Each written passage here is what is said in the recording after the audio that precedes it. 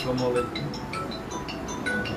জরুরি পরিস্থিতিতে বর্তমান যে সংকট চলছে সেটি আপনারা সবাই জানেন। তো সার্বিক পরিস্থিতিতে আজকের এই রাত 12টার সময় মধ্যরাতে লাইভে আসা, আপনারা দেখেছেন যে শাহবাগ থানায় ডিজিটাল নিরাপত্তা আইনে আমার বিরুদ্ধে একটি মামলা হয়েছে। তো এই মামলা আরও অনেক হয়েছে। হামলায় আমি মোটেই ভীত সন্ত্রস্ত নই। ঢাকা বিশ্ববিদ্যালয় কেন্দ্রীয় ছাত্র সংসদ ডাকসুর 28 বছর পরে নির্বাচন হয়েছে। সেই নির্বাচনে ভিপি নির্বাচিত হয়েছি এবং ভিপি নির্বাচিত হওয়ার পরপরই বর্তমান সরকারের যে প্রধানমন্ত্রী শেখ হাসিনার আমন্ত্রণে গণভবনে গিয়েছি এবং শেখ হাসিনা মাথায় হাত দিয়ে আশীর্বাদ করেছে। আমিও বঙ্গবন্ধু কন্যা হিসেবে, মাতৃতুল্য একজন নারী হিসেবে আমিও তাকে রেসপেক্ট করেছি, তার পা ছুঁয়ে সালাম করেছি। এখানে কোনো রাজনীতির বিষয় ছিল না। আমি যেটি বলতে চাই যে আপনাদের চাইলে আসলে অনেক ধরনের সুযোগ সুবিধা সরকার কিংবা প্রধানমন্ত্রীর কাছ থেকে নিতে পারতাম, বিকজ সারা দেশ যেখানে আপনার সরকারের নিয়ন্ত্রণে বিভিন্ন শ্রেণী পেশার মানুষকে যেভাবে টাকা পয়সা নানান ধরনের সুবিধা দিয়ে তারা কিনে নিয়েছে এবং দেশে যেভাবে বর্তমানের যে ভারতীয় আধিপত্যবাদী সরকার তারা যেভাবে বাংলাদেশে একটা একদলীয় রাজতন্ত্র কায়েম করতে চাচ্ছে, তার বিরুদ্ধে যারা প্রতিবাদ করছে, কথা বলছে, তাদেরকে নানা ধরনের সুযোগ সুবিধা দিয়ে তারা মুখ বন্ধ করে রাখার চেষ্টা করেছে এবং করছে। তো যেহেতু বর্তমান সময়ে আপনারা জানেন, বিশেষ করে সেই ডাকসুর ভিপি হওয়ার আপনার আগে থেকেই যখন সারা বাংলাদেশের ছাত্রদের স্বতঃস্ফূর্ত কোটা সংস্কার আন্দোলন আমরা করেছি এবং সেই আন্দোলনের ফলে যখন দেশের ছাত্র সমাজের কাছে আমরা একটা আস্থা, ভালোবাসার, বিশ্বাসের এবং গ্রহণযোগ্যতার পাত্রে পরিণত হয়েছি, সেই আন্দোলনেই বিশেষ করে সরকারের পক্ষ থেকে আমাদেরকে নানা ধরনের প্রলোভন দেখানো, আন্দোলন থামিয়ে দেওয়ার নানা ধরনের অপচেষ্টা হয়েছে। হোটেল রেডিসনের মতো জায়গায়ও আপনার আমাদেরকে নিয়ে যাওয়া হয়েছে। এটা আমরা সবাইকে জানিয়েছি। কিন্তু ছাত্র সমাজের যে যৌক্তিক এবং ন্যায়সঙ্গত দাবি, যেই দাবি নিয়ে আমরা আন্দোলন করেছিলাম কোটা সংস্কার, আমরা আপোষ করি নাই। আমরা ছাত্র সমাজের সাথে বেইমানি করি নাই। কারণ নিম্ন মধ্যবিত্ত পরিবারের সন্তান হিসেবে কিংবা দরিদ্র পরিবারের সন্তান হিসেবে অবশ্যই অভাব আমাদের সাথে ছিল, কিন্তু তাই বলে অভাবে নিজেদের স্বভাব নষ্ট করি নাই। কারণ আমরা মনে করেছি যে বাংলাদেশের ছাত্র আন্দোলনের যে ইতিহাস, ঢাকা বিশ্ববিদ্যালয়ের ছাত্রদের যে ইতিহাস, সফলতার ইতিহাস, কাজে দীর্ঘদিন মানুষের আস্থা, বিশ্বাস, অবিশ্বাসের পরেও আমরা ছাত্র সমাজের সমর্থন নিয়ে একটা আন্দোলন করেছি। তো সেই আন্দোলন যদি আমরা বিক্রি করে দেই, সেই আন্দোলনে যদি আমরা নতজানু হয়ে যাই, তাহলে সেটি হবে ছাত্র সমাজের ইতিহাসের একটি কলঙ্কিত অধ্যায়। তো আমরা সেই আন্দোলন কখনোই নিজেদের নৈতিক জায়গা থেকে বিচ্যুত হয়ে নেই। নিজেদের দমন পীড়ন, শত নির্যাতন নিপীড়নের পরেও কিন্তু আমরা ছাত্র সমাজের দাবি আদায় করেছি। আমাদের রাশেদ খান, মশিউর রহমান, মাহফুজুর রহমান থেকে শুরু করে অনেকে আপনারা দেখেছেন যারা কারারুদ্ধ হয়েছে, কারাগারের নির্মম অন্ধকার প্রকোষ্ঠে নির্মম নির্যাতনের শিকার হয়েছে, বাট তারা কিন্তু আপোষ করে। ঠিক একইভাবে সেই ডাকসু নির্বাচনের শুরু থেকেই আমাদেরকে নানা ধরনের প্রলোভন দেখানো হয়েছে, নানা ধরনের সুবিধার অফার দেওয়া হয়েছে, কিন্তু আমরা কখনোই নিজেদের বিবেককে বিক্রি করে দেই নাই, নিজেদেরকে এই সুবিধার কাছে আপনার সঁপে দেয়নি। কারণ আমরা মনে করেছি দেশের যে বর্তমান সংকট, যে ভারতীয় আধিপত্যবাদের সরকার যে দেশের মানুষের বুকের উপরে চেপে আছে, মানুষের ভোটাধিকার হরণ করে, ভিন্ন মত এবং বিরোধী দলের উপরে হামলা করে, মামলা দিয়ে এবং গুম খুন করে, আমরা বলেছি যে বর্তমান এই বিনা ভোটের যে মাফিয়া সরকার আমি বলছি না, আন্তর্জাতিকভাবে তারা স্বীকৃত আল জাজিরার মতো গণমাধ্যম বলছে তারা মাফিয়া একটা সরকার। তো এই মাফিয়া সরকার আপনার তাদের বিরুদ্ধে যারা যাচ্ছে, তাদের ক্ষমতায় থাকার পথে যারা অন্তরায় হয়ে দাঁড়িয়েছে, তাদেরকে আপনারা দেখেছেন যে শুধুমাত্র হামলা দিয়ে কিন্তু ক্ষান্ত হয়নি, তাদেরকে গুম খুনও করা হয়েছে বিভিন্ন ক্ষেত্রে। তো সেই ক্ষেত্রে আমাদেরকেও নানা ধরনের হুমকি ধামকি দেওয়া হয়েছে। আপনার 2019 সালের অগস্টের দিকে আমরা সেই আপনি দেখেছেন যে আপনার মধুর ক্যান্টিনে, ঢাকা বিশ্ববিদ্যালয়ের মধুর ক্যান্টিনে সংবাদ সম্মেলন করে আমরা বলেছি যে আমাদেরকে এমনও হুমকি দেওয়া হচ্ছে যে বেগম খালেদা জিয়া বিএনপির মতো একটা সুসংগঠিত বড় দলের নেত্রী, তাকে ঠুনকো অভিযোগে মিথ্যা মামলায় সরকার চেয়েছে কারাগারে রেখেছে। সেখানে আমাদের মতো নূরদেরকে তো 10 সেকেন্ডের ব্যাপার খেয়ে দেওয়া, হ্যাঁ, এটা অসংখ্যবার গোয়েন্দা সংস্থা, আওয়ামী লীগের নেতৃবৃন্দ, ছাত্রলীগ, যুবলীগের বিভিন্ন ধরনের নেতৃবৃন্দ কখনো প্রলোভন দিয়েছে, দেখিয়েছে, কখনো হুমকি দিয়েছে। মোদ্দা কথা হচ্ছে আমাদেরকে তারা থামিয়ে দেওয়ার চেষ্টা করেছিল, কিন্তু আল্লাহ রহমতে আমরা থেমে যাইনি। কারণ আমরা মানুষকে যে আশার স্বপ্ন দেখিয়েছি এই নেতৃত্ব সংকটের বাংলাদেশে, যেখানে আমরা মনে করি যে আপনার যে গণতন্ত্রের যে সংকট, সুশাসনের যে সংকট, যেই সংকট থেকে উত্তরণের জন্য 71-এর আপনার 30 লক্ষ শহীদ তাদের জীবন দিয়েছে, 2 লক্ষ মা বোন তাদের সম্ভ্রম হারিয়েছে। আমরা মনে করি যে বিভিন্ন রাজনৈতিক দলগুলো রাজনৈতিক দুর্বৃত্তায়ন এবং ক্ষমতাকে কুক্ষি করার কারণেই এই স্বাধীনতার 50 বছরেও এদেশে একটা শক্তিশালী নিরপেক্ষ নির্বাচন ব্যবস্থা আমরা গড়ে তুলতে পারি না। আমরা প্রশাসনগুলোকে, বিশেষ করে আইন শৃঙ্খলা বাহিনী বলেন, তারা আজকে রাজনৈতিক দলের গুন্ডা বাহিনী হিসেবে ব্যবহৃত হচ্ছে। কেন একটা আইন শৃঙ্খলা বাহিনী রাজনৈতিক দলের গুন্ডা বাহিনী, মাফিয়া বাহিনী, গুম খুনের বাহিনী হিসেবে ব্যবহৃত হবে? আমরা চেষ্টা করছি যে সেই প্রতিষ্ঠানগুলোকে শক্তিশালী করার জন্য, যে প্রতিষ্ঠানগুলো তাদের সক্ষমতায় তারা শক্তিশালী হবে, দেশের মানুষের জন্য কাজ করবে, তারা সংবিধানের প্রতি দায়বদ্ধতা থাকবে, মানুষের মূল্যবোধের প্রতি দায়বদ্ধ থাকবে। আমরা সেই জায়গা থেকে এই বাংলাদেশের একটা রিফর্মের জন্য আমরা কাজ করতেছিলাম, আমরা করে যাচ্ছিলাম। সেই কাজ করতে গিয়ে আপনারা দেখেছেন আমরা বিভিন্নভাবেই হামলা মামলার শিকার হয়েছি, অসংখ্য আপনার আক্রমণের শিকার হয়েছি, নানা ধরনের প্রলোভন দেখানো হয়েছে। আমরা থেমে যাইনি এবং ইনশাল্লাহ এইটুকু আমরা বলতে পারি, আমরা বলেছি যে আমি আমার জায়গা থেকে বলেছি, আমার একটা জীবনের বিনিময়ে যদি এদেশের 18 কোটি মানুষের মুক্তি মেলে, এদেশের কোটি কোটি মানুষ যদি তাদের অধিকার ফিরে পায়, তাহলে আমি মনে করি আমার সেই জীবনটা তাদের জন্য উৎসর্গ করাটাই সার্থকতা। এবং আপনারা ইতিমধ্যেই দেখেছেন, আমার বাবার কথা শুনেছেন যে আমার বাবাও বলেছে যে তার আরো 2টো ছেলে রয়েছে। কাজে দেশের জন্য, মানুষের জন্য সংগ্রাম করতে গিয়ে যদি আমাদের 2-1 জনকে আপনার ত্যাগ স্বীকার করতে হয়, দেশের জন্য জীবন উৎসর্গ করতে হয়, সেই জায়গায় আমরা মোটেও বিচলিত নই। যে কারণেই আপনারা দেখেছেন যে এই প্রতিকূল সময়ে যেখানে সকলে বর্তমানে এই মাফিয়াদের কাছে জিম্মি, মাফিয়াদের সাথে আপোষ করে রাজনীতি করছে, তাদের সাথে নেগোসিয়েশন করে রাজনীতি করছে, সেখানে ভিপি নূর কিংবা ছাত্র যুব শ্রমিক অধিকার পরিষদের তরুণরা কোনো আপনার আপোষ করে রাজনীতি করে নেই। উদাহরণস্বরূপ মোদি বিরোধী আন্দোলনে আমি যেটি বলতে চাই যে মোদি বিরোধী আন্দোলনে আপনারা ইতিমধ্যেই জানেন যে এবং দেখেছেন যে আসলে বিভিন্ন সংগঠন আন্দোলন করেছিল, বাম সংগঠন, ডান সংগঠন, বিভিন্ন সংগঠন, এবং তারা আপনার 26শে মার্চের আগেই কিন্তু সংবাদ সম্মেলন করে এই কর্মসূচি তারা প্রত্যাহার করে নিয়েছে। কারণ হচ্ছে গোয়েন্দা সংস্থা, রাজনীতি, আওয়ামী লীগের বিভিন্ন মহল থেকে চাপ এসেছিল যে যেহেতু সরকার ক্ষমতায় আছে ভারতের পৃষ্ঠপোষকতায়, কাজী যেহেতু আপনার চীনের দিকে ঝুঁকে যাওয়ায় বা বাণিজ্যিক বিভিন্ন চুক্তিতে চীনের সাথে এনগেজমেন্ট হওয়ায় সরকারের প্রতি ভারত নাখোশ, কাজী বাংলাদেশে এই মুহূর্তে মোদিকে আনতেই হবে, এটা সরকারের জন্য একটা চ্যালেঞ্জ। এবং মোদির আগমন যেন আপনার নির্বিঘ্ন হয়, সে কারণে সরকারের পক্ষ থেকে সরকার বিভিন্ন গোয়েন্দা সংস্থার মাধ্যমে, রাজনৈতিক দলের নেতা নেত্রীর মাধ্যমে বিভিন্ন রাজনৈতিক দল এবং সংগঠন যারা মোদি বিরোধী আন্দোলন করেছিল তাদের কাছে মেসেজ পাঠিয়েছিল যে এই তারা যেন মোদি বিরোধী আন্দোলন না করে। আমাদের জায়গা থেকে আমরা স্পষ্ট ভাষায় বলেছি যে দেখেন, আমরা ভারতের বিরোধী নই, আমরাও চাই যে ভারতের সাথে আমাদের সুসম্পর্ক থাকবে, নিকটতম প্রতিবেশী হিসেবে আমাদের একটা সম্পর্ক প্রয়োজন।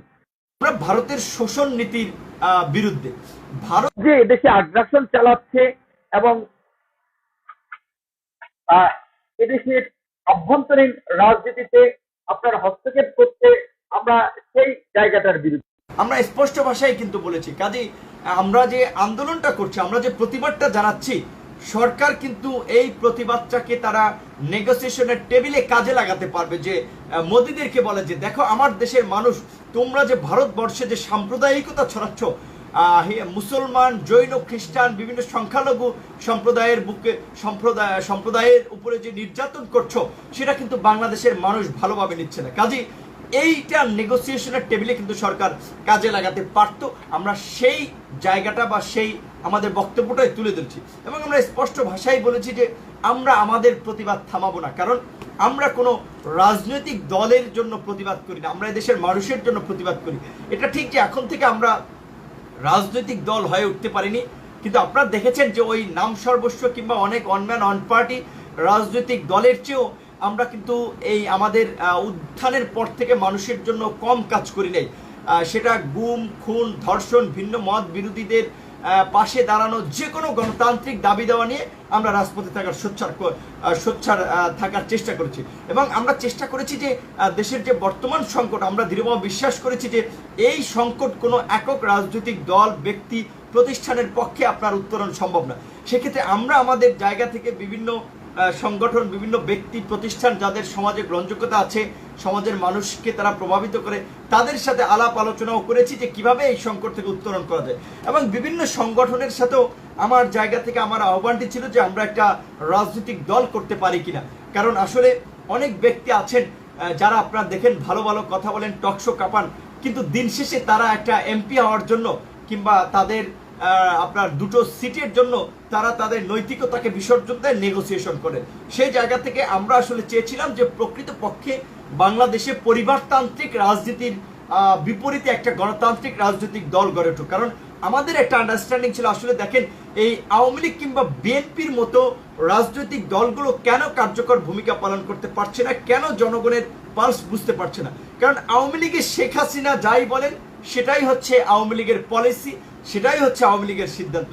ঠিক একইভাবে বিএনপিতে খালেদা জিয়া বলেন বা তারেক রহমান বলেন, তারা যেটা বলে সেটাই হচ্ছে দলের সিদ্ধান্ত, সেটাই হচ্ছে দলের কর্মপরিকল্পনা। কাজে সেই ক্ষেত্রে চাইলেও তারা দেশের গণমানুষের পালস বুঝে গণমানুষের একটা রাজনীতি এই দলগুলোতে আসলে ওই অর্থে আপনার প্রতিষ্ঠা করা সম্ভব হয়নি। যে কারণে আপনার আমি বলবো জাদ্রেল বাগা বাগা নেতারা থেকেও এই দলগুলো জনগণের আপনার সেন্টিমেন্ট বুঝে বা জনগণের পালস বুঝে ওইভাবে তারা বিভিন্ন সংকটে ভূমিকা নিতে পারে নাই, কারণ তাদের ওই দলের মানে হেড কিংবা দলের প্রধানের কাছে চেয়ে থাকতে হয় যে তারা কি বলছে। তো যাই হোক, সেটি তারপরেও আবার এই ধরনের পরিবারতান্ত্রিক দলেরও আবার একটা প্রভাব বা দলেরও একটা নিয়ন্ত্রণ থাকার ফলে সেই দলগুলো আবার ভালোভাবে কাজ করতে পারতেছে। কারণ আরেকটা কথা আছে, আবার অধিক সন্ন্যাসীতে গাজন নষ্ট, এটাও একটা কথা। কাজে সেই ক্ষেত্রে নেতৃত্বের প্রতি কমিটেড না থাকলে, সংগঠনের প্রতি কমিটেড না থাকলে আসলে বর্তমান যুগে যেভাবে এই দলের সরকার যেভাবে গোয়েন্দা সংস্থার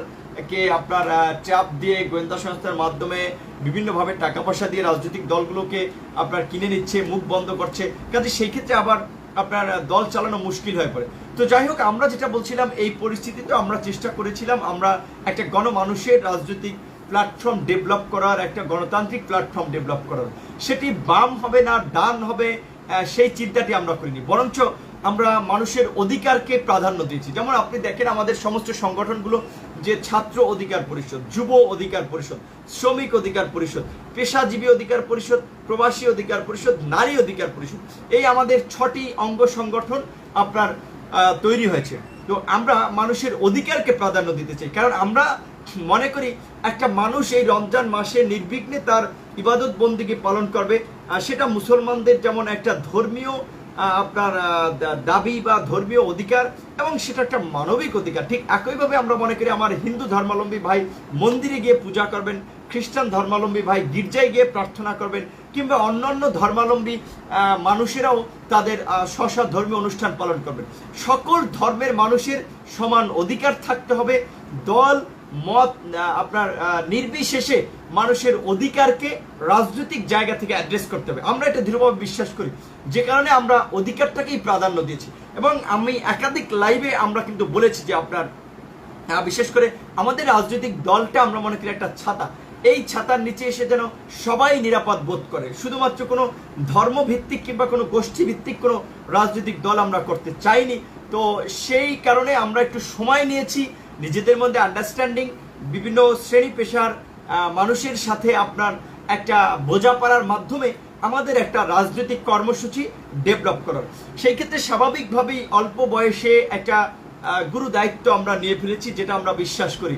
যে কারণে আমরা কথা বলার ক্ষেত্রে, কাজ করার ক্ষেত্রে অনেক মানুষের সাথে পরামর্শ করি, সিনিয়রদের কাছ থেকে শেখার চেষ্টা করেছি, এবং তারা যখন যেসব বিষয়গুলোতে আবার আমাদেরকে উপদেশ দেন আমরা সেসব বিষয়গুলো মেনে চলি। বিশেষ করে আমি যাদের সাথে মিশি অনেকেই আমাকে বলেছেন যে নূর তুমি একটু কথাবার্তা শুধুমাত্র ইসলামী মূল্যবোধের মানুষের কে প্রাধান্য দিয়ে বলবে এমনটা না। তোমার কথাবার্তাতে যেন সকল ধর্ম মত পথের মানুষের অধিকারের কথা থাকে, সহনশীলতার কথা থাকে, সম্প্রীতির কথা থাকে। তোমার কথায় যেন সহিংসতার কথা না থাকে, উত্তেজনাকর কথাবার্তা না থাকে। তো আমি চেষ্টা করেছি আমার এই গুরুজনদের এই কথাগুলো মেনে চলার এবং আমার কাজে ক্ষেত্রে সেগুলোর একটা প্রতিফলন ঘটানোর। এবং বিশেষ করে আমার বিভিন্ন ফেসবুক পোস্ট, বিভিন্ন লাইভকে কেন্দ্র করেও যখন বিভিন্ন মানুষ আমাকে মতামত দিয়েছে, আমি সেগুলো সংশোধন করার চেষ্টা করেছি। কারণ আমি মনে করি রাজনীতির মাঠে আমি একজন নবীন সহযোদ্ধা, একজন নবীন কর্মী, একজন নবীন নেতা। অবশ্যই সেই ক্ষেত্রে যারা দীর্ঘদিন ধরে রাজনীতির মাঠে আছেন, রাজনীতি করছেন, আন্তর্জাতিকভাবে সবকিছু দেখছেন, অবশ্যই আমি তাদের যে কোনো আপনার পরামর্শ সাদরে গ্রহণ করি এবং সবসময় এটা করে থাকি। আমার ফেসবুক পোস্ট নিয়ে বিভিন্ন সময় আমার সহযোদ্ধা, শুভাকাঙ্ক্ষী বা আমার শুভাকাঙ্ক্ষী সহযোদ্ধা না হলে ভিন্ন মতের মানুষের আপত্তির কারণে আমি বিভিন্ন আমার ফেসবুক পোস্ট ডিলিট করে দিয়েছি, সংশোধন করেছি, সংযোজন করেছি, বিয়োজন করেছি। ঠিক একইভাবে 16 তারিখে আপনারা জানেন যে আমি একটা লাইভ করেছি। স্বাভাবিকভাবেই দেশের যে চলমান পরিস্থিতি, একজন রাজনৈতিক নেতা হিসেবে, বর্তমান সময়ের একজন প্রতিবাদী মানুষ হিসেবে এবং ছাত্র, যুব, শ্রমিক, প্রবাসী, নারী অধিকার পরিষদের একজন আপনার নেতৃত্বের জায়গা থেকে বা একজন উদ্যোক্তা হিসেবে আমার কাজ অবশ্যই সমাজের সকল শ্রেণী পেশার মানুষের সমস্যাকে অ্যাড্রেস করা। তো সেই লাইভটি প্রায় 1 ঘন্টার 6 মিনিট না 16 মিনিটের মতো ছিল। সেখানে আমি বিভিন্ন কথাবার্তা বলেছি এবং কথাবার্তার প্রেক্ষাপটে আমি এটা অবশ্যই আমার জায়গা থেকে যৌক্তিকভাবে তুলে ধরেছি যে বিশেষ করে যারা নিজেদেরকে মুসলমান দাবি করেন, এই রোজার মাসে আপনি নিজে রোজা থাকবেন, অন্য মানুষকে রোজা থাকতে দিবেন না। আপনি নিজে প্রার্থনা করবেন, ইবাদত বন্দিগি করবেন, অন্য মানুষকে করতে দিবেন না। অন্য মানুষের অধিকার আদায়ের কথা বললে তাদের উপরে দমন পীড়ন চালাবেন, গুলি চালাবেন, তাদেরকে কারাগারে নিবেন এবং একটা অসুস্থ মানুষকে কারাগারে নিয়েও আপনার ওষুধটা পুছানোর ব্যবস্থা করবেন না। এটি কোনো একজন প্রকৃত মুসলমানের কাজ নয়। কাজে সেক্ষেত্রে আমি স্পষ্ট ভাষায় যে জিনিসটি বলেছি যে আসলে এই ধরনের কাজ যদি বর্তমান সরকার করে থাকে, কাজেই সেই সরকারের যারা বিভিন্ন ধর্ম মতের মানুষ আছেন, বিশেষ করে মুসলমান মানুষ আছেন, তাদের এই সরকারের আপনার এই ধরনের জঘন্য কাজ, মানবতা বিরোধী কাজ, মানবাধিকার ও লঙ্ঘন, যেটা আমি মনে করি এই কাজগুলোর আপনার সমালোচনা করা উচিত।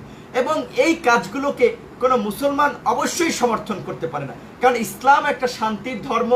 ইসলাম আপনার শান্তির, সম্প্রীতির কথা বলে।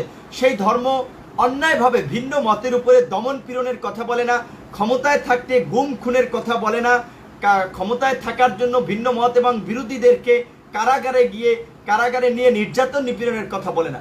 একজন অসুস্থ মানুষকে কারাগারে নিয়ে ঔষধ পৌঁছানো যাবে না, এই কথাটি বলে না। তো এই ঘটনাগুলো আমি ব্যাখ্যা করার জন্য স্বাভাবিকভাবে আমার রাগ, ক্ষোভ, আবেগ, অনুভূতির জায়গা থেকে আমি কিছু কথা বলেছিলাম এবং আমি স্পষ্ট ভাষায় আবার বলেছিলাম যে আমি মনে করি অবশ্যই আওয়ামী লীগে অসংখ্য ধর্মপ্রাণ মানুষ আছে, ধর্মপ্রাণ মুসলমান আছে, ধর্মপ্রাণ হিন্দু ভাই বোনের আছে, বৌদ্ধ ভাই বোনের আছে, খ্রিস্টান ভাই বোনের আছে। ঠিক একইভাবে অন্যান্য দলেও কিন্তু অবশ্যই সকল ধর্ম বর্ণের মানুষ আছে।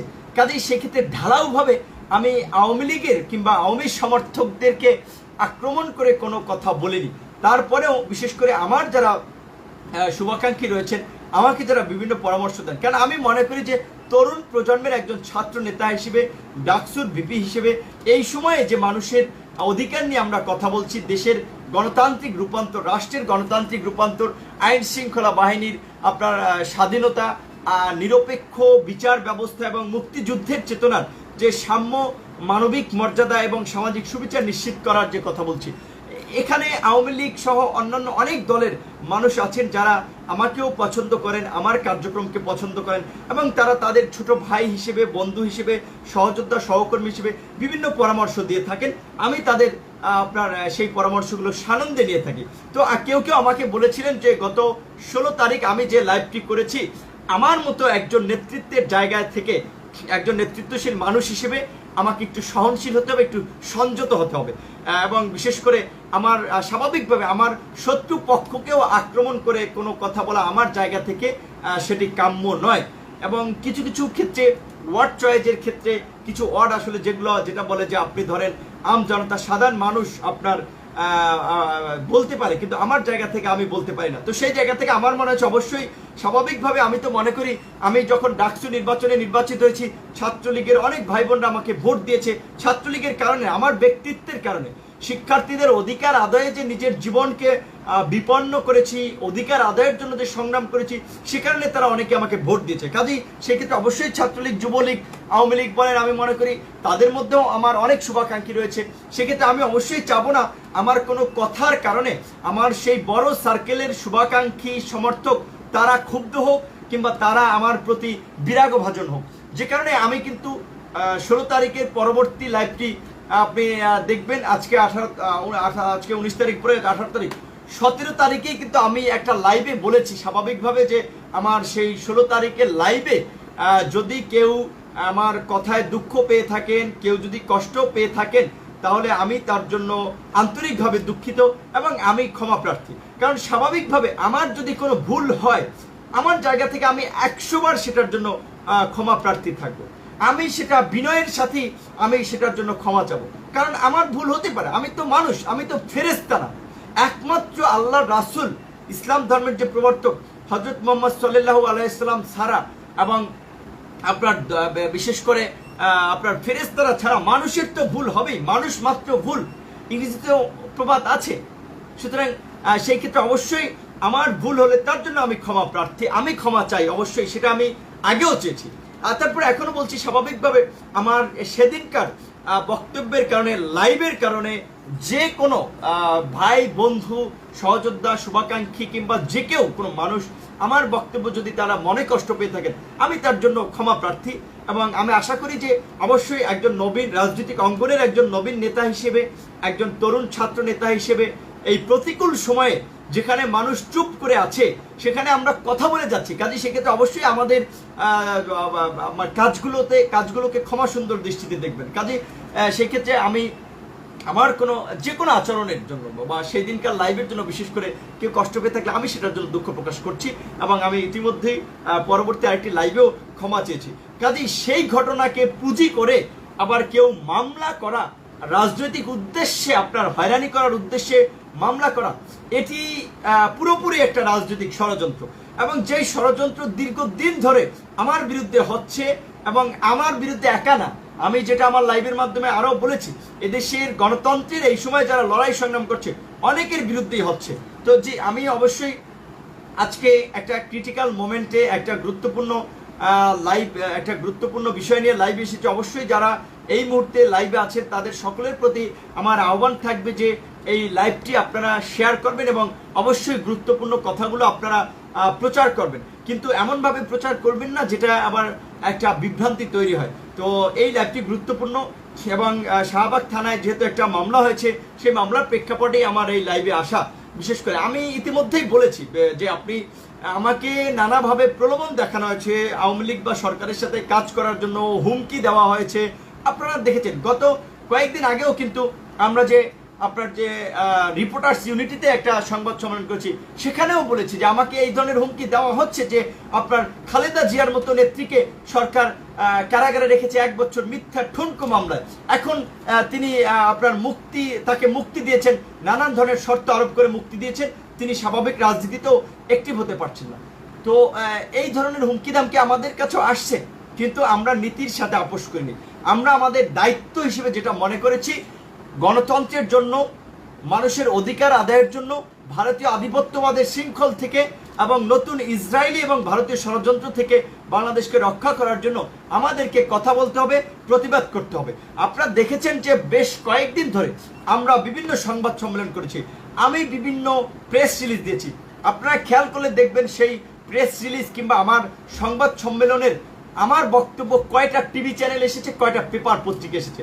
কারণ আমরা আগেই যেটা বলেছি যে গণমাধ্যম আজকে সরকারের নিয়ন্ত্রিত। কাজেই গণমাধ্যমের টক শোতে কারা যাবে, কারা কথা বলবে, সেটা হচ্ছে সরকারের গোয়েন্দা সংস্থা ঠিক করে দেয়, যেটা এরশাদের আমলেও আপনার এই ধরনের নাকি ঠিক করে দেওয়া হতো। কারণ আপনি দেখেন আগে ডাকসুর ভিপি হওয়ার পরে অসংখ্য টক শোতে গেছি, শুধু ডাকসুর ভিপি হওয়ার পরে না, আমি বলবো যে আপনি যদি দেখেন গত এই করোনার আপনার বিশেষ করে শুরু হওয়ার আগ পর্যন্ত বিশেষ করে এই হয়তো যদি ধরেন আপনি 1 বছর, হ্যাঁ 1 বছরের মধ্যে মাঝখানে কিছু কিছু প্রোগ্রামে আমি যুক্ত হয়েছিলাম।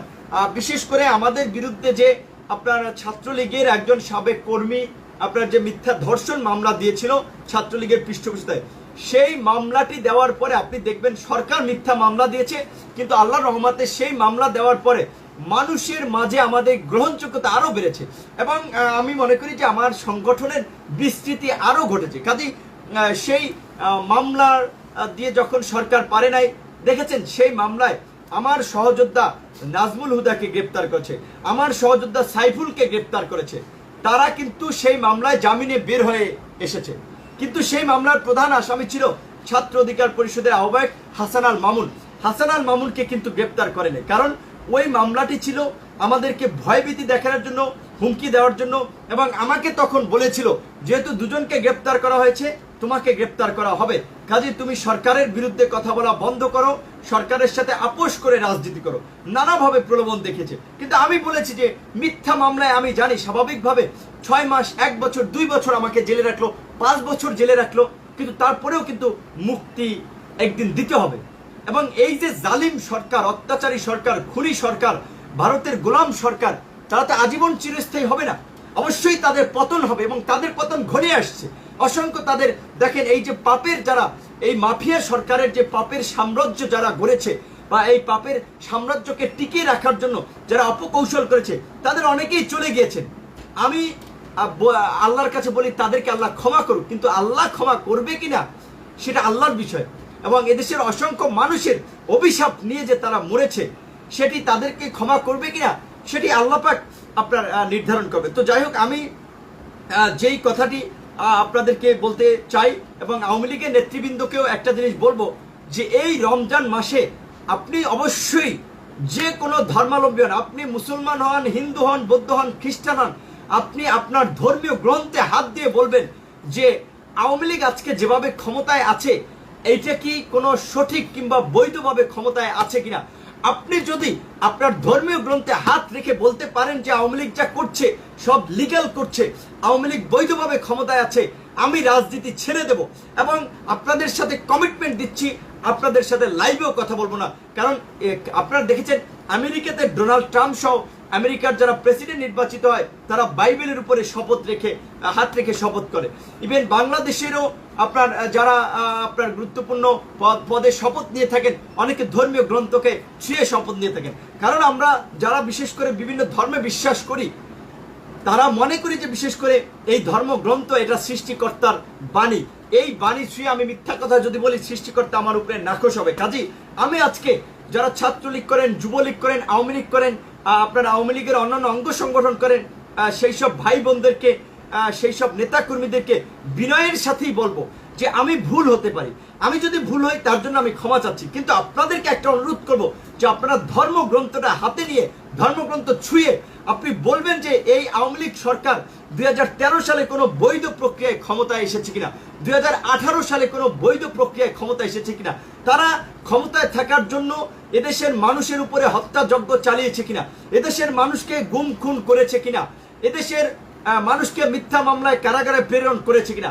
আপনি যদি ধর্মগ্রন্থ ছুঁয়ে বলতে পারেন যে না, আওয়ামী লীগ বা বিনা ভোটের এই মাফিয়া সরকার এই জঘন্য কাজগুলো করে নাই, আপনারা যে শাস্তি দেবেন আমি সেটা মেনে নেব এবং রাজনীতি ছেড়ে দেব। কিন্তু ভাষা কিংবা একজনকে হয়রানি করার জন্য মিথ্যা প্রোপাগান্ডা ছড়াবেন না, মিথ্যা ষড়যন্ত্র করবেন না। এটা হচ্ছে আওয়ামী লীগ বা আওয়ামী সমর্থক ভাই বোনদের প্রতি আমার একটা বিনীত অনুরোধ। কারণ আপনাদেরকেও মরতে হবে। এই করোনাকালীন সময় অসংখ্য মানুষ চলে গিয়েছে। কে চলে যায়? আজকে প্রধানমন্ত্রী ক্ষমতা আছেন, প্রধানমন্ত্রী মনে করছেন যে আমি ক্ষমতায় থাকবো। এই প্রধানমন্ত্রীও তো চলে যেতে পারেন, পুলিশের আইজিপি সাহেব তিনিও তো চলে যেতে পারেন, এই কারণে আমিও তো চলে যেতে পারি, আমারও পরিবার চলে যেতে পারে। কাজে কে চলে যাব সেটা কিন্তু নিশ্চিত না। এবং এটাই হচ্ছে আমাদের জন্য একটা দুর্ভাগ্য যে আসলে সময় থাকতে আমরা অনুধাবন করি না। কাজে ইয়ং মানুষ, বিভিন্ন শ্রেণী পেশার মানুষ যাদের মরার কথা অনেকেই চলে গেছে। কাজে আজকে যারা এই যে জনগণের উপরে দমন পীড়ন চালাচ্ছেন, ভারতীয় আধিপত্যবাদের এজেন্ডা বাস্তবায়ন করার জন্য এই রমজান মাসেও আলেম ওলামাদের উপরে দমন পীড়ন চালাচ্ছেন, ধরপাকড় করছেন, ছাত্র যুব শ্রমিক অধিকার পরিষদের নেতা কর্মীদেরকে গ্রেপ্তার করছেন, তাদেরকে নির্মূল করার একটা প্রকল্পে নেমেছেন। আমি আপনাদেরকে বলবো আল্লাহ কিন্তু আপনাদেরকেও নির্মূল করে দিতে পারে। কাজী যেটা করবেন নিজের নৈতিক জায়গা থেকে নৈতিকতা বজায় রেখে করুন। মানুষ হিসেবে আপনার বিবেককে প্রশ্ন করে কাজ করবেন। আমি গত 2 এপ্রিল আমি ফেসবুকে পোস্ট দিয়ে জানিয়েছিলাম যে দেখেন, বর্তমান প্রেক্ষাপটে ভারতে বিশেষ করে মোদি আসার পরে বাংলাদেশে বাম ডান বিভিন্ন দলমত নির্বিশেষে যে মোদি বিরোধী আন্দোলন হয়েছে এবং সেটাকে কেন্দ্র করে যে সহিংসতা হয়েছে সেটা নিয়ে ভারত খুবই উদ্বিগ্ন। কারণ ভারতের পার্শ্ববর্তী কোনো প্রতিবেশী রাষ্ট্রের সাথে ভারতের সুসম্পর্ক নেই।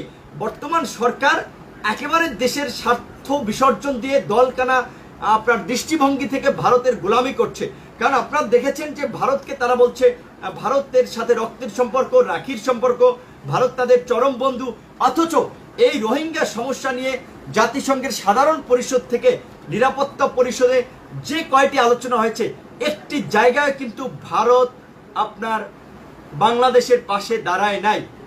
এমনকি বাংলাদেশের সাথে ভারতের যে অসম বাণিজ্য নীতি, সেটা আপনারা সহজ সরলভাবে বিভিন্ন ক্ষেত্রে লক্ষ্য করেছেন যে বাংলাদেশের যখন পেঁয়াজের প্রয়োজন হয় তখন তারা পেঁয়াজ দেয় না। বাংলাদেশের বাজারে 40 টাকা 50 টাকার পেঁয়াজ 250-300 টাকা হয়ে যায়। যখন বাংলাদেশের মানুষের পানির প্রয়োজন হয়, শুষ্ক মৌসুম উত্তরাঞ্চল ফেটে চৌচির হয়ে যায়, তখন ভারত আমাদেরকে পানি দেয় না। বর্ষার সময় পানি দিয়ে আপনার উত্তরাঞ্চলে বন্যায় প্লাবিত করে আমাদের দেশের শত শত কোটি টাকার ক্ষতিগ্রস্ত হয়। এই হচ্ছে ভারতের বন্ধুত্বের নমুনা। অথচ এই সরকার আপনার গত প্রায় 12 বছর ক্ষমতায় আছে, তারা কিন্তু ভারতের সাথে এই অমীমাংসিত বিষয়গুলোর সমাধান করতে পারেনি। বুয়েটের ছাত্র আপনাদের নিশ্চয়ই মনে আছে, আপনার একটা সমালোচনা করতে গিয়ে ফেনী নদী থেকে যে পানি নিচ্ছে ভারত চুক্তিহীন ভাবে এবং চুক্তি করে, সেটার সমালোচনা করতে গিয়ে তাকে ছাত্রলীগের গুন্ডাদের হাতে, এদেশীয় ছাত্রলীগের মধ্যে থাকা ভারতের এজেন্টদের হাতে জীবন দিতে হয়েছিল শুধুমাত্র একটা সমালোচনা করার কারণে। তো এটা স্পষ্ট ভাষায় আমরা বলেছি বন্ধুগণ, শুধুমাত্র আওয়ামী লীগ নয়, বাংলাদেশের বিভিন্ন রাজনৈতিক দল থেকে শুরু করে প্রশাসন, গণমাধ্যম, সমস্ত জায়গা আজকে ভারতীয় এজেন্ট রয়েছে। ওসি প্রদীপের ঘটনা, এক সেনাবাহিনীর একজন মেজরকে হত্যা করে ভারতীয় দূতাবাসে তার সেফটির জন্য যোগাযোগ করে, এবং সেই ওসি প্রদীপের পক্ষে কারা আইনি সহায়তা নিয়ে দাঁড়িয়েছিল বা আপনার কারা সাফাই গিয়েছিল সেটিও আপনারা দেখেছিলেন। একজন মানুষ আইনি সহায়তা পাবে, এটা মানবাধিকার, অবশ্যই সে আইনি সহযোগিতা পাবে, আমরা তার বিরোধী না। কিন্তু কারা আপনার সেই আইনি সহায়তায় দাঁড়িয়ে খুব জোর গলায় প্রদীপকে সংখ্যালঘু হিসেবে তুলে ধরেছেন, যে সংখ্যালঘু হওয়ার কারণে নাকি তিনি আপনার একটু আপনার অসুবিধায় আছেন। তো এই ধরনের সিম্প্যাথি নিয়ে কারা প্রদীপকে রক্ষা করতে চেয়েছিল সেটি আপনারা নিশ্চয়ই জানেন। অবশ্যই আমি আমার রাজনৈতিক দল সংগঠনে আপনারা দেখেছেন ইতিমধ্যেই আমরা সবসময় সংখ্যালঘু ধর্মে হিন্দু, বৌদ্ধ, খ্রিস্টান, সংখ্যালঘু সহ পাহাড়ি অঞ্চলের ভাই বোনদের অধিকার নিয়ে আমরা সবসময় সোচ্চার ছিলাম। আমরা আমাদের জায়গা থেকে কথা বলি। স্বাভাবিকভাবে আমাদের কথাগুলো হয়তো গণমাধ্যমে ওইভাবে আসে নাই, সব কথা হয়তো প্রচারও হয় নাই, কারণ আমরা তো ওইভাবে কোনো প্রতিষ্ঠিত এখন পর্যন্ত রাজনৈতিক দল হয়ে উঠতে পারি নাই, এখন পর্যন্ত খুব কোনো বড় সংগঠন হয়ে উঠতে পারি নাই। ইতিমধ্যে অল্প সময়ের মধ্যে মানুষের মাঝে যতটুকু জায়গা আপনার করতে চেষ্টা করেছি বা করেছি, সেটিকে কাজে লাগিয়ে যদি আমরা সারা দেশে আপনার সভা সমাবেশ, মিছিল, মিটিং করতে পারতাম, আমরা আশা করি যে এতদিনে আমরা একটা বৃহৎ রাজনৈতিক দল হয়ে উঠতে পারতাম। কিন্তু আমরা সেটি পারিনি, কারণ আমাদেরকে সেই সুযোগটি দেওয়া হয়নি। আপনারা দেখেছেন যে আমরা যখন আপনার বিভিন্ন ভাবে দেশের বিভিন্ন জায়গায় একটু মানুষকে সংগঠিত করার চেষ্টা করেছিলাম, মানুষকে নিয়ে সভা সমাবেশ, মিছিল, মিটিং করার চেষ্টা করেছিলাম, বিভিন্ন জায়গায় আমাদের উপরে আক্রমণ এসেছে, এবং প্রত্যেকটা আক্রমণ করেছে ছাত্রলীগ, যুবলীগ এবং এই সরকারের মাফিয়া বাহিনী। এবং কোনো একটা ঘটনায় আমরা আইনের প্রতিকার পাইনি। ডাকসু হামলায় আমরা হামলার শিকার হয়েছি, আবার উল্টোভাবে আমাদের বিরুদ্ধে মামলা দেওয়া হয়, মানিব্যাগ চুরির মামলা, তখনও ধর্মীয় অনুভূতিতে আঘাত হানার অভিযোগে আপনার একটা মামলা হয়েছিল এবং আপনারা দেখেছেন। তারপরে আপনারা এর আগে আপনার ডাকসু নির্বাচনে, যে নির্বাচনে আমি ভিপি হয়েছি, ঢাকা বিশ্ববিদ্যালয়ের ছাত্রদের ভোটে নির্বাচিত ভিপি হয়েছি, দায়িত্ব পালন করেছি। ভিপি হওয়ার ফলে প্রধানমন্ত্রী ডেকেছে গণভবনে, রাষ্ট্রপতি আমন্ত্রণ করেছে, সেখানে আমার বিরুদ্ধে মামলা হয়েছে, আমি নাকি ব্যালট বাক্স ছিনতাই করেছি, এরকম একটা মামলা হয়েছে। সেই মামলাও হয়েছিল সরকারের ইন্ধনে আমাকে চাপে রাখার জন্য। এর আগেও 7টি মামলা দিয়েছে, আজকেরটি নিয়ে 8টি মামলা হয়েছে। কাজে এই সমস্ত মামলা হামলায় আমরা মোটেও ভীত সন্ত্রস্ত নই। আমাদের কাছে যে বিভিন্নভাবেই আমাদেরকে চাপ দেওয়া হয়েছিল, আমাদেরকে হুমকি দেওয়া হয়েছিল, প্রলোভন দেখানো হয়েছিল যে আমরা যেন থেমে যাই। আমরা দেশের মানুষের সাথে বেইমানি করি নাই, গণতন্ত্রের সাথে বেইমানি করে, মুক্তিযুদ্ধের চেতনার সাথে বেইমানি করে নেই। কাজে আজকে যারা লাইভটি দেখছেন এবং বিশেষ করে যারা আমাদেরকে ভালোবাসেন, তাদের প্রতি একটা অনুরোধ থাকবে যে আমরা দেশের কাঙ্ক্ষিত পরিবর্তনের জন্য তারুণ্যের নেতৃত্বে একটা নতুন ধারার রাজনৈতিক সংগঠন গঠনের জন্য কাজ করে যাচ্ছিলাম। কাজে সেক্ষেত্রে এই আমার বিরুদ্ধে অনেকগুলো মামলা হয়েছে, আমার সহযোদ্ধাদের অনেকের বিরুদ্ধে মামলা হয়েছে, ইতিমধ্যেই 54 জন গ্রেপ্তার আছে। আরও যদি 54 জনকে গ্রেপ্তার করা হয়, যারা ছাত্র যুব শ্রমিক অধিকার পরিষদ, পেশাজীবী অধিকার পরিষদ, নারী অধিকার পরিষদ, প্রবাসী অধিকার পরিষদের সাথে যারা যুক্ত আছেন, তাদেরকে বলবো আপনারা মোটেও ভীত সন্ত্রস্ত হবেন না। এখন স্বাভাবিকভাবে আমরা জানি যে বর্তমানে দেশে আইনের শাসন কতটুকু আছে, যে ডাকসুর ভিপি হয়ে একটা পাসপোর্টের জন্য আদালতে 2 বছর ঘুরতে হয়েছে, একটা দেশের প্রধান বিচারপতিকে ঘাট ধাক্কা দিয়ে দেশের বাইরে পাঠিয়ে দেওয়া হয়েছে। কাজেই সেই দেশে কতটুকু ন্যায় বিচার আছে? বেগম খালেদা জিয়ার মতো একটা বড় রাজনৈতিক দলের নেত্রী, সাবেক প্রধানমন্ত্রী মিথ্যা মামলায় 1 বছর জেল খাটে। কাজেই সেই দেশে আইনের শাসন কিংবা আমরা আইনের কাছে কতটুকু সুবিচার পাবো, সেটি নিয়ে তো আর শঙ্কার নতুন কিছু নাই। কিন্তু তারপরেও আমরা বলছি যে আমাদের বিরুদ্ধে যে ধরনের মামলা করা হোক, সেগুলো আমরা আইনগতভাবে মোকাবেলা করার চেষ্টা করব। কিন্তু যারা আমাদের এই সংগ্রামে আশান্বিত হয়েছিলেন, উদ্বুদ্ধ হয়েছেন, তাদেরকে বলবো সেই সংগ্রাম আমাদেরকে অব্যাহত রাখতে হবে। কারণ আমাদের মূল লক্ষ্য উদ্দেশ্য এদেশের রাজনৈতিক পরিবর্তন, গণমানুষের একটা রাজনৈতিক প্ল্যাটফর্ম। নাম সর্বস্ব কোনো রাজনৈতিক দল না, ওয়ান ম্যান ওয়ান পার্টি কোনো রাজনৈতিক দল না। ইতিমধ্যেই 6টা অঙ্গ সংগঠন তৈরি করেছি। প্রতিষ্ঠিত কোনো রাজনৈতিক দলের অনেক ক্ষেত্রে 6টা অঙ্গ সংগঠন নাই। বাংলাদেশ ছাত্র অধিকার পরিষদ, বাংলাদেশ যুব অধিকার পরিষদ, বাংলাদেশ শ্রমিক অধিকার পরিষদ, বাংলাদেশ প্রবাসী অধিকার পরিষদ সারা বিশ্বের প্রবাসীদের নিয়ে, বাংলাদেশ আপনার বিভিন্ন শ্রেণী পেশাজীবীদের নিয়ে পেশাজীবী অধিকার পরিষদ, নারীদের নিয়ে নারী অধিকার পরিষদ। কাজী যারা এই তারুণ্যের নতুন ধারা রাজনীতিতে উদ্বুদ্ধ হয়ে রাজনীতি করার জন্য আগ্রহ প্রকাশ করেছিলেন, নিজেকে মনস্থির করেছিলেন, তাদেরকে বলবো নিজের মনোবল অটুট রেখে রাজনৈতিক সংগ্রামকে সামনে এগিয়ে নেবেন। আমাদেরকে জেলে পুরুক, কারাগারে নেক, যেটা বলেছি 1 মাস 2 মাস 3 মাস 4 মাস 5 মাস 6 মাস 1 বছর 2 বছর 3 বছর 5 বছর জেলে রাখুক, ইনশাল্লাহ একদিন না একদিন অবশ্যই আমরা আইনের মাধ্যমে আমরা বের হয়ে আসব। কাজেই সেই ক্ষেত্রে আপনারা যারা বাইরে থাকবেন, আপনারা যারা এই সংগ্রামের সহযোদ্ধা, তারা সেই সংগ্রামকে এগিয়ে নেবেন। এবং দৃঢ়ভাবে বিশ্বাস করি আমার ছাত্র যুব শ্রমিক পেশাজীবী নারী অধিকার পরিষদ, আমার শ্রমিক অধিকার পরিষদের ভাই বোনদের সেই মনোবল অটুট আছে। কাজে আপনারা মোটেও ভীত সন্ত্রস্ত হবেন না।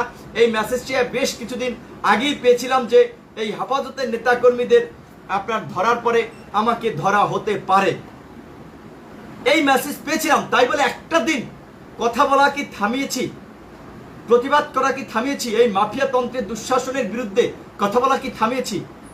আপোষ করে রাজনীতি করব না, এই নীতি নৈতিকতা শিক্ষা আমরা পাই নাই। যেটা বলেছে বাঁচতে হয় লড়াই সংগ্রাম করেই বাঁচবো, আর যদি মরে যায় আমার সহযোদ্ধারা চালিয়ে নেবে লড়াই সংগ্রামটা। বঙ্গবন্ধু মরে গিয়েছে, শহীদ প্রেসিডেন্ট জিয়াউর রহমান মরে গিয়েছে, তাই বলে কি তাদের রাজনৈতিক দল, তাদের রাজনৈতিক সংগ্রাম কি থেমে গেছে? 75-এর পরে অনেকে ভেবেছিল যে এই আওয়ামী লীগ নির্মূল হয়ে যাবে, নিঃশেষ হয়ে যাবে। সেই আওয়ামী লীগ আজকে ক্ষমতায়। বিএনপি জিয়াউর রহমানের হত্যাকাণ্ডের পরে অনেকে ভেবেছিল যে এই বিএনপি বোধহয় আর মাথা ছাড়া দিয়ে উঠতে পারবে না। সেই বিএনপিও 3-3বার রাষ্ট্র ক্ষমতায় ছিল, এখনো বাংলাদেশের একটা বৃহৎ রাজনৈতিক দল। কাজেই কোনো ব্যক্তিকে হত্যা করলে কিংবা কোনো ব্যক্তিকে কারাগারে পুরলেই তার সংগ্রাম কিংবা তার চিন্তা চেতনাকে কারাগারে আবদ্ধ করা যায় না। সেটা বর্তমান সরকারই সবচেয়ে ভালো জানে, কারণ তারা ইতিহাসের ভুক্তভোগী। কাজেই আমরা আশা করি যে এই বর্তমান সরকারের শুভ বুদ্ধির উদয় হবে। দেশের মধ্যে মানুষের যে পরিমাণ ক্ষোভ তাদের প্রতি রয়েছে, তারা সেই ক্ষোভ প্রশমনে অবশ্যই সমস্ত রাজনৈতিক দলগুলোর সাথে আলাপ আলোচনা করে সংঘাত সহিংসতা রাজনীতি পরিহার করে একটা সহনশীলতার রাজনীতির পরিবেশ তারা দেশে ফিরিয়ে আনবে। এবং এই যে তাদের বিরুদ্ধে যে অভিযোগ যে মাফিয়া তন্ত্রের মাধ্যমে তারা বাংলাদেশের স্বাধীনতা সার্বভৌমত্বকে ভারতের কাছে বিকিয়ে দিচ্ছে।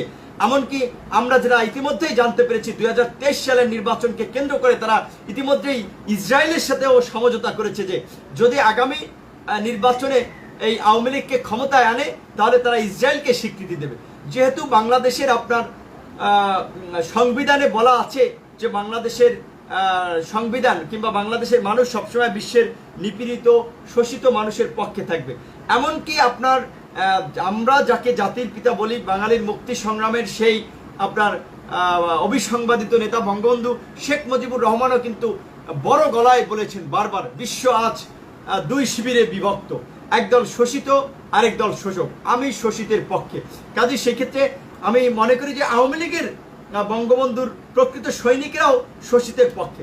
কাজে সেই ক্ষেত্রে বাংলাদেশের সমস্ত রাজনৈতিক দলগুলো এই মূল্যবোধের জায়গা থেকে তারা একটা জায়গা ছিল যে ইসরায়েলের মতো দখলদার রাষ্ট্র, নিপীড়নমূলক রাষ্ট্রকে তারা স্বীকৃতি দেবে না।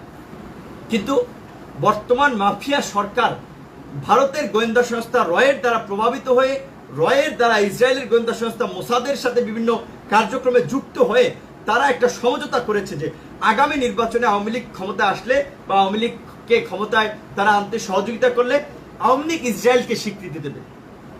এবং ইসরায়েল কিন্তু আপনার বিভিন্ন রাষ্ট্রের সাথে তার কূটনৈতিক সম্পর্ক স্বাভাবিক করার জন্য, স্বীকৃতি আদায় করার জন্য কিন্তু ট্রাম্প প্রশাসনের আমলেও বেশ কিছু কাজ করেছে।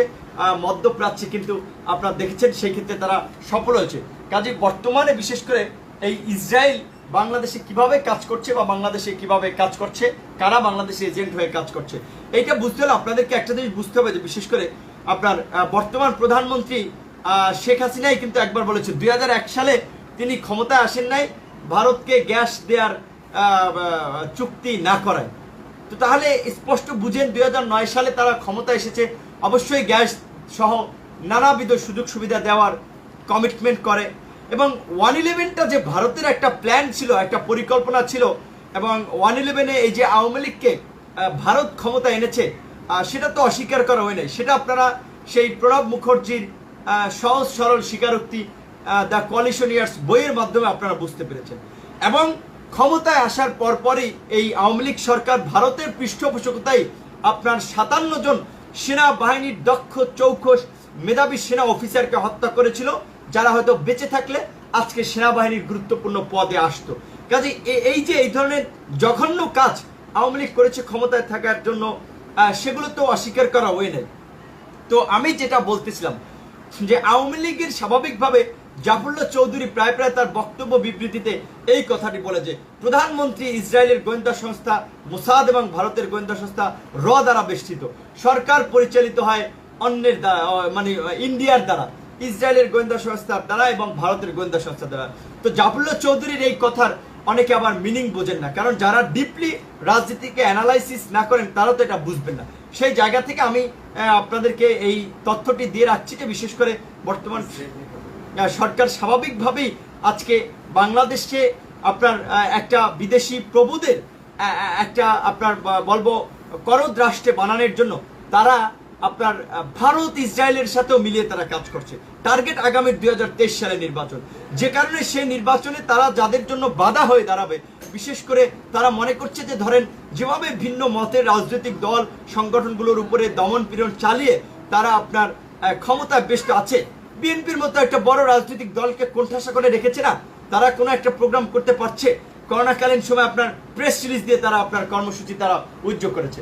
কাজে সেই ক্ষেত্রে আপনার বিশেষ করে আপনার তারা চেষ্টা করছে যে যারা আপনার তাদের জন্য চ্যালেঞ্জ হয়ে দাঁড়াতে পারে তাদেরকে আপনার বিশেষ করে একটু দমন পীড়নের মধ্যে তারা নিতে চাচ্ছে, যে কারণে বিশেষ করে তারা মনে করছে যে এটার জন্য তারা ইসলামপন্থীরা তাদের কাছে একটা বাধা হয়ে দাঁড়াবে, ইসলামপন্থীর একটা চ্যালেঞ্জ হয়ে দাঁড়াবে।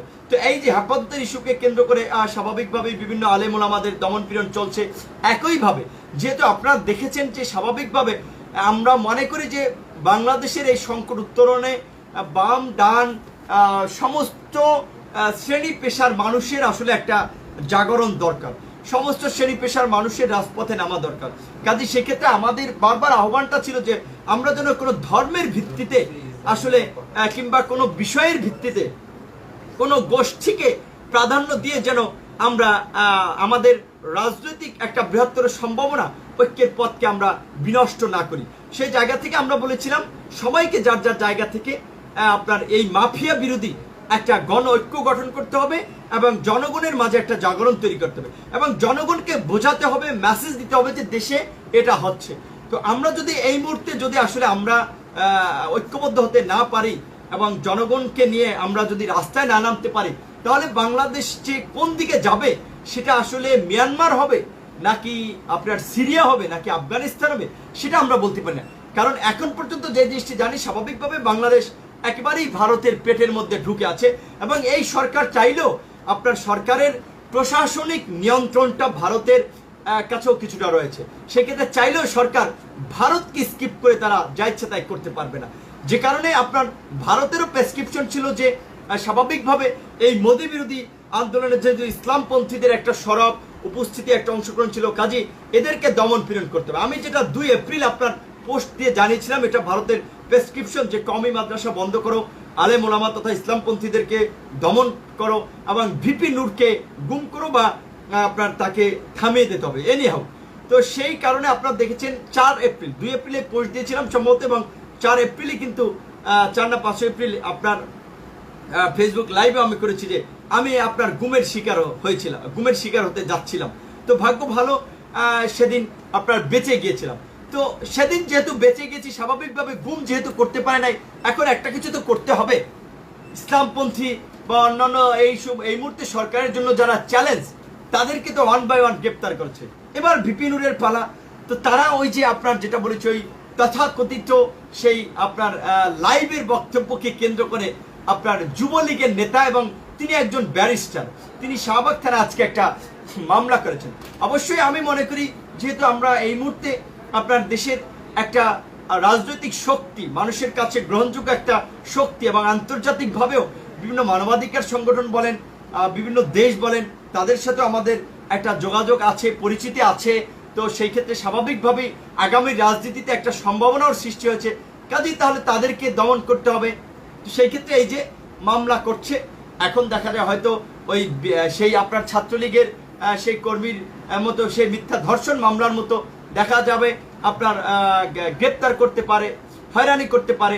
যেমনিভাবে ব্যারিস্টার মইনুলকে আপনারা দেখেছিলেন যে সেদিন আপনার ফেসবুকের একটা টকশোকে কেন্দ্র করে তার বিরুদ্ধে যে মামলা দেওয়া হয়েছিল এবং তার বিরুদ্ধে কিভাবে তাকে হয়রানি করা হয়েছিল, কিভাবে তার সম্মানহানি ঘটিয়েছিল এবং জেলখানায় তার সাথে কি ব্যবহারটা করেছিল। কারণ সর্বোচ্চ রাষ্ট্রীয় ব্যক্তিদের নির্দেশেই তার সাথে এই জঘন্য আচরণটা হয়েছিল। ব্যারিস্টার মইনুলের বাবা ইত্তেফাকের আপনার প্রতিষ্ঠাতা সম্পাদক বা ইত্তেফাকের মালিক মানিক মিয়া, যেই মানিক মিয়া বঙ্গবন্ধুর আপনার পূজনীয় শ্রদ্ধা একজন ব্যক্তি ছিলেন, সেই মানিক মিয়ার সন্তানকে এই সরকার এভাবে হয়রানি করেছিল। ব্যারিস্টার মইনুলের যে বিষয়টা টকশোতে ছিল আপনারা সবাই দেখেছেন। টকশোতে স্বাভাবিকভাবে একজন বক্তা আরেকজনকে নানানভাবে সমালোচনা করে, তিনি একটা কমেন্টস করেছিলেন, সেটাকে কেন্দ্র করে সেদিন আওয়ামী লীগের নেতা নেত্রীরা মৌমাছির মতো তাকে আক্রমণ করেছিল। ঠিক একইভাবে আজকে যে বক্তব্যটি আমি দিয়েছিলাম শুধুমাত্র তো ধর্মীয় বিষয়কে কেন্দ্র করে না, আমি বিভিন্ন বিষয় নিয়ে বক্তব্য দিয়েছি, সেখানে অনেক বিষয় ছিল, সমসাময়িক বিষয়। আমার একজন সহযোদ্ধাকে পবিত্র রমজানের আগের দিন সেহরির ইফতার সামগ্রী বিতরণের জায়গা থেকে তাকে গ্রেপ্তার করা হলো। ছাত্রলীগ যুবলীগ ইফতার সামগ্রী বিতরণ করছে, তারা কাজ করছে, আমরা করব না?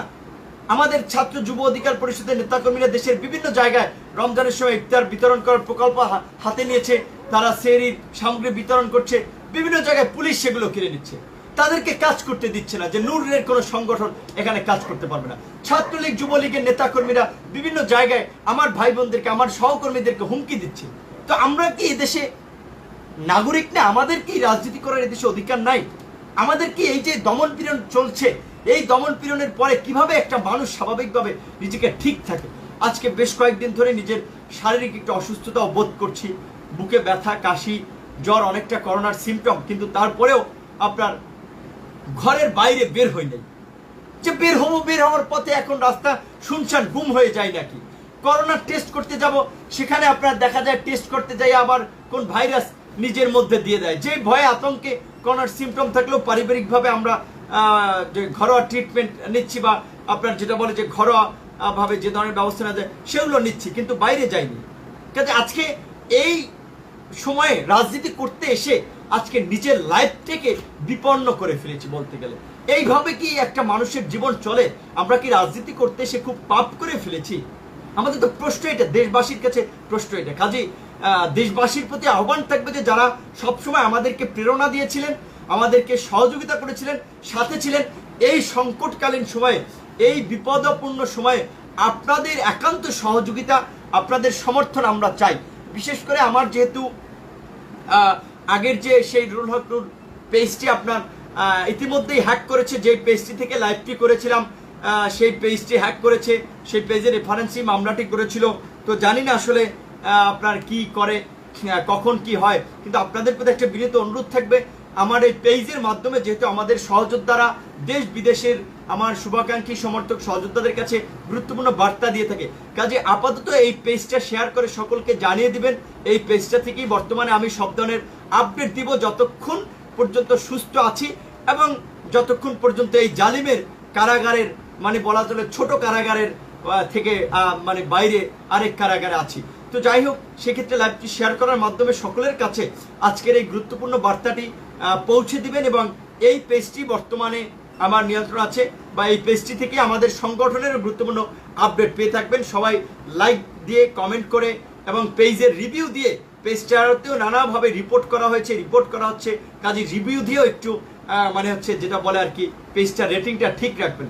এবং যে জিনিসটা বলতে চাই যে আপনারা বিভিন্ন সময়ে যেভাবে আমাদের সহযোদ্ধা সহকর্মীদের পাশে ছিলেন, আগামীর দিনগুলোতে আপনারা সেভাবে আর্থিকভাবে হোক, মানসিকভাবে হোক, বুদ্ধিভিত্তিকভাবে হোক, পরামর্শ দিয়ে হোক আপনারা পাশে থাকবেন।